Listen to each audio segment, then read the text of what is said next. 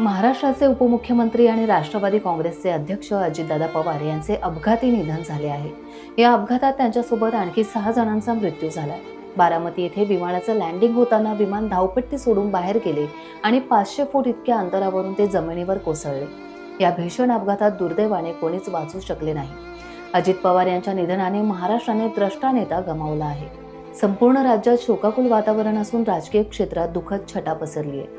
महाराष्ट्राच्या सहकार आणि राजकीय चळवळीत दीर्घकाळ काम करणारे, अतिशय हळव्या मनाचे आणि वेळ पडल्यास कठोर भूमिका घेणारे अजित पवार हे लोकप्रिय नेते होते।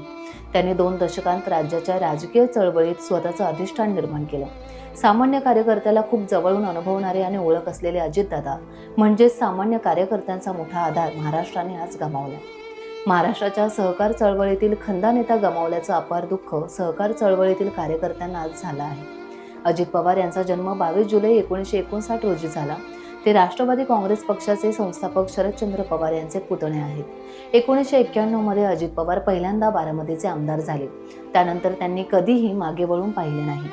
बारामती मतदारसंघात आपल्या कार्यकुशलतेने आणि नेतृत्वाने अजिंक्य किल्ला त्यांनी बनवला आणि राखला, जिथून त्यांना सातत्याने लोकांनी विश्वास दिला। या मतदारसंघाने त्यांना राज्यस्तरावर राजकारणात दृढपणे स्थापित केलं। याच ठिकाणी त्यांचा दुर्दैवी मृत्यू व्हावा हा नियतीचा खेळ म्हणावा लागेल। अजितदादा पवार यांच्या स्मृतींना टाइम्स डिजिटल भावपूर्ण श्रद्धांजली अर्पित करत आहे। टाइम्स डिजिटलला लाईक करा, सबस्क्राईब करा, शेअर करा आणि बेल आयकॉन दाबायला विसरू नका। पाहत रहा टाइम्स डिजिटल।